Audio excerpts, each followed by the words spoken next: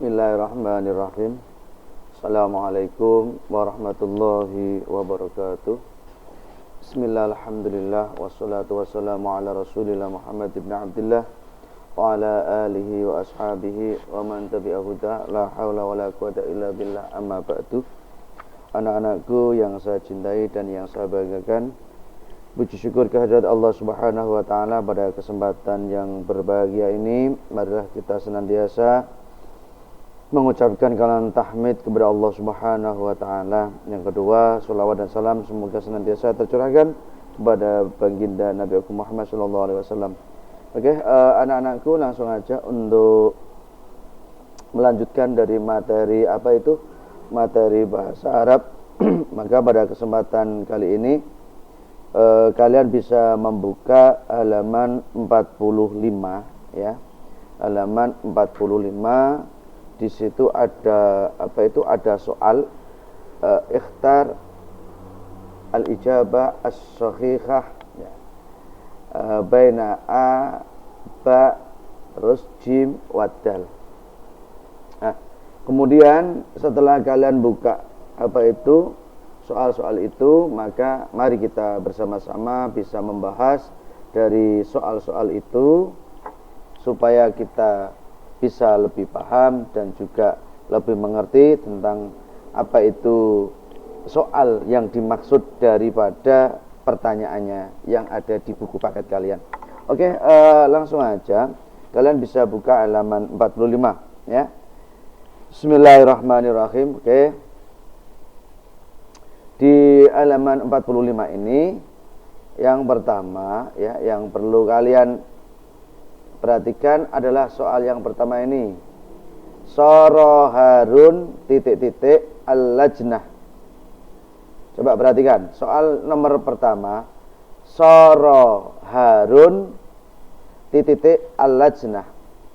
Soro itu artinya jadi. Yang jadi siapa? Harun. Harun menjadi apa di sini? Al-lajnah, yaitu panitia. Nah, kalau ada susunan seperti ini, maka kita perhatikan ternyata ada kata kerja, ada pelaku pekerjaan, dan seharusnya ada yang dikerjakan. Nah, kalau dalam soal yang pertama ini, berarti kalian harus mengingat tentang masalah kaidah kaidah ilmu bahasa Arab ya, kaidah ilmu gramatika, yaitu atau ilmu nahwu yang berkaitan dengan maf'ul bih. Maf'ul bih itu seperti ini. Maf'ul bih ya. Ini.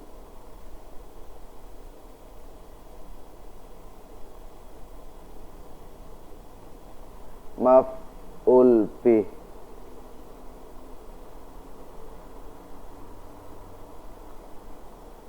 Maf'ul bih itu artinya adalah kalimat isim yang dijadikan sebagai sesuatu hal yang dikenai pekerjaan, atau sesuatu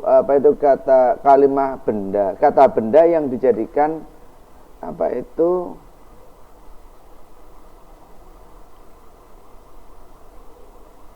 suatu pekerjaan. Artinya apa? Bahwa maf'ul bih itu kalimah isim yang dibaca nasab, yang menjadi keterangan daripada fi'il dan fa'il. Fi'ilnya di sini adalah soro, fa'ilnya adalah Harun. Maka maf'ul bihnya tinggal kita lihat bahwa maf'ul bih adalah isim yang dibaca nasab. Kalau isim yang dibaca nasab, berarti harokat nasab adalah yang pertama alif, ro'isu. Masuk enggak? Tidak. Ro'isu itu ini rafa. Tidak. Ro'isi, karena ini jar. Tidak. Ro'isa. Nah, di sini ternyata ada jawabannya, dia itu berharokatan fathah. Maka maf'ul bih itu sendirilah ya, isim yang dibaca nasab atau isim yang berharokatan fathah yang menjadi keterangan atau menjadi sesuatu yang dikenai pekerjaan daripada fa'il. Karena Harun di sini adalah statusnya dia itu menjadi fa'il. Ya, perhatikan. Menjadi fa'il artinya pelaku daripada pekerjaan. Maka soal yang pertama ini yang benar adalah jawabannya jim. Jawabannya adalah jim. Oke, kita bahas pelan-pelan. Jadi soro menjadi sopo Harun menjadi raisa, ketua al-lajnati, panitia. Jadi soalnya adalah Harun menjadi ketua panitia. Oke, melanjutkan soal yang kedua. Kanat halimatu nuktah artinya titik-titik fitil kadiwan. Oke, ingat dari apa itu pembahasan kita sebelumnya, kita telah membahas yang namanya kana wa ahwatuha. Ya, kana wa ahwatuha. Kemarin kana wa ahwatuha itu bagaimana hukumnya atau teorinya? Kana wa ahwatuha, kana adalah tarfaul isma wa tansibul khobar, merafakkan isimnya kana dan merafakkan khobar. Nah, kalau kita sudah tahu kaidahnya dulu, artinya kana wa ahwatuha tarfaul isma wa tansibul khobar, maka di sini kita akan lebih mudah di dalam memahami apa itu susunan kalimatnya. Kanat halimah tarfaul isma, ya, kanat kaidahnya adalah tarfaul isma, artinya merafakkan.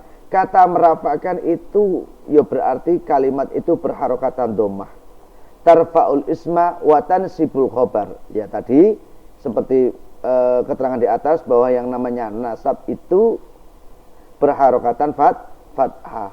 Maka kita lihat kalau kanat di sini itu apa itu isimnya atau kana di sini berupa muannas karena ada taknis di sini, ya, fiil yang berupa muannas, maka fa'ilnya juga muannas. Ini fa'il atau isimnya kana.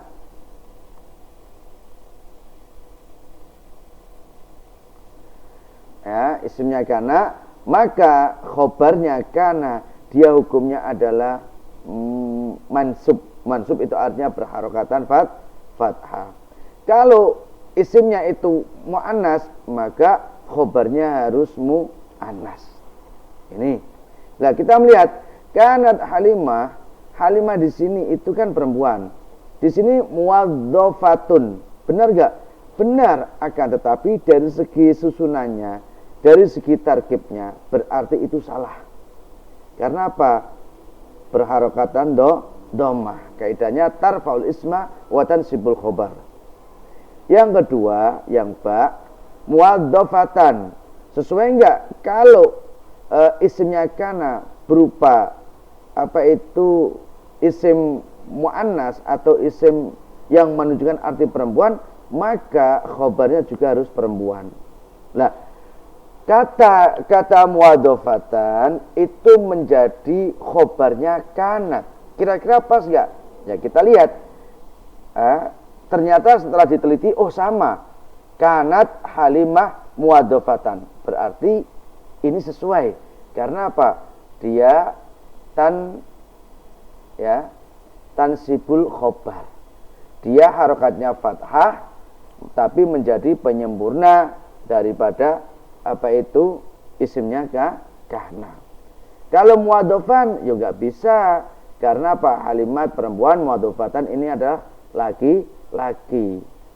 Jadi menunjukkan arti laki-laki enggak bisa. Kalau menunjukkan arti laki-laki itu enggak bisa, maka ya salah. Muwadzafatin ini juga enggak bisa menunjukkan arti jar. Enggak ada. Karena kaidahnya adalah tarfaul isma wa tansibul khobar. Nah, jadi kanat halimah muwadzafah, artinya halimah itu menjadi pegawai fitil kadiwan, di perusahaan itu atau di toko itu. Ya, ini bisa kalian perhatikan ya. Fitil kadiwan. Oke. Yang selanjutnya, yang nomor 3, wadain min Jakarta.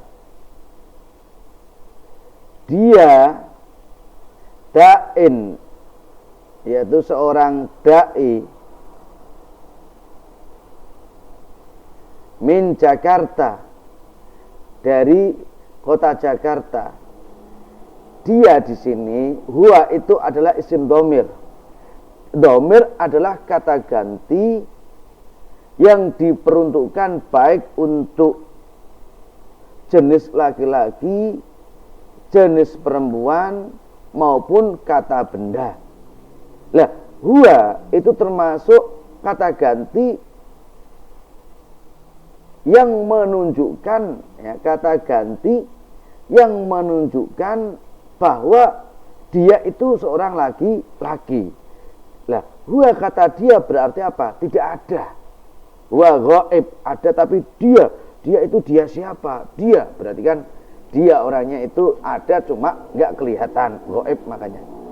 Huwa dain di sini adalah huwa menunjukkan arti laki-laki. Dain ini isim fa'il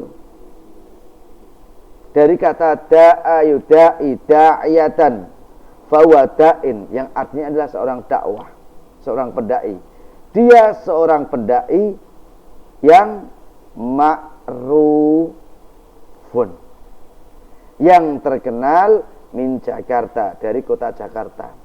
Kenapa kita itu memilih kata ma'rufun? Ingat keterangan kemarin bahwa ma'ruf ini menjadi naat, menjadi sifatnya da'i. Loh, kenapa kok bisa? Wong da'i di sini adalah harokatnya kasroh, sedangkan ini fat doma. Gini loh, yang perlu kalian ketahui bahwa setiap isim fa'il atau setiap isim fa'il atau khobar itu hukumnya adalah marfu. Artinya hukumnya adalah marfu. Dia itu dibaca rafa, harokatnya dhammah tanwin. Lah, kalimat da'i itu karena dari kata da'a, dia tidak sahih. Kenapa saya katakan tidak sahih? Karena apa? Da'a yudai itu berupa fi'il ajwaf. Fi'il yang tidak sahih karena masih ada huruf ilat dalam ilmu sharafnya itu. Ya, kayak ghaya yaghzu ghazwatan, itu kan tidak sahih.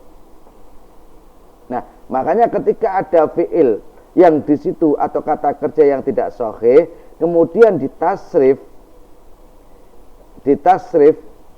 secara istilahi, dan ketika kita menemukan dalam isim fa'il, maka harokatnya dia tidak akan berupa harokat dhammah. Mesti dia itu berupa harokat kasrah. Ghaya yaghzu ghazwatan wa maghzan fa huwa ghazin. Ghazin orang yang perang. Sama da'a yad'u da'iyatan fa huwa da'in. Lah, ini menjadi naat, ya, ingat.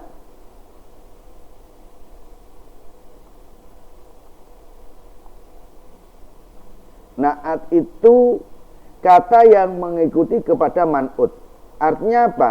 Kata yang mengikuti kepada kalimat sebelumnya. Kalau sebelumnya dia itu dibaca rafa, maka naatnya juga harus rafa. Kalau sebelumnya dia berupa mudzakkar laki-laki, maka naatnya juga harus laki-laki. Jadi naat adalah isim yang mengikuti man'ub, baik di rafa'nya, nasabnya, dan juga jirnya.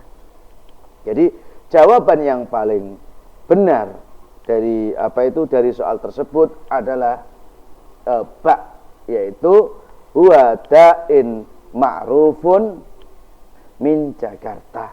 Huwa da'in ma'rufun min Jakarta. Oke.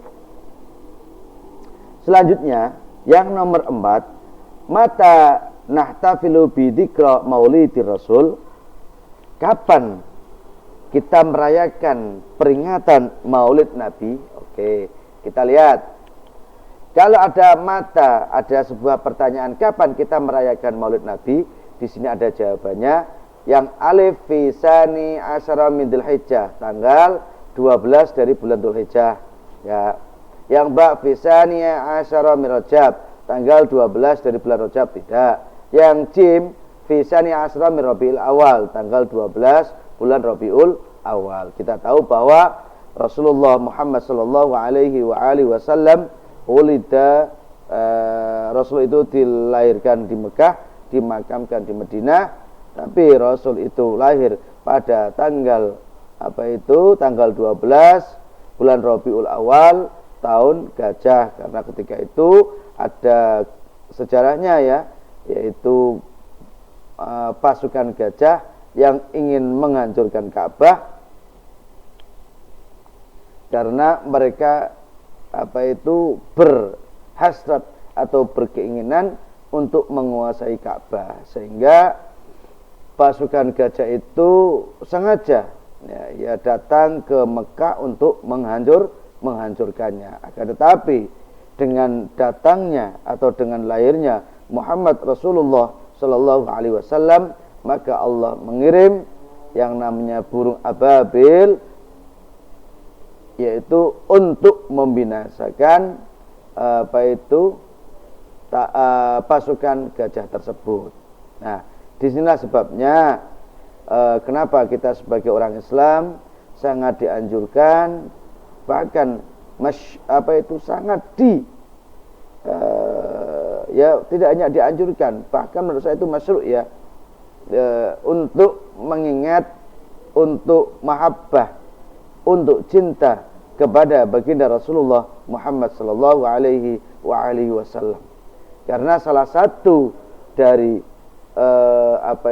dari apa yang disampaikan oleh Rasul, kita bisa meneladani, bahkan kita bisa mencoba melaksanakan qudwah, tauladan yang dicontohkan oleh Rasulullah Muhammad sallallahu alaihi wasallam. Kalau kita bisa mencintai Nabi kita bangga dengan Nabi kita, dan kita merasa mahabbah, maka momentum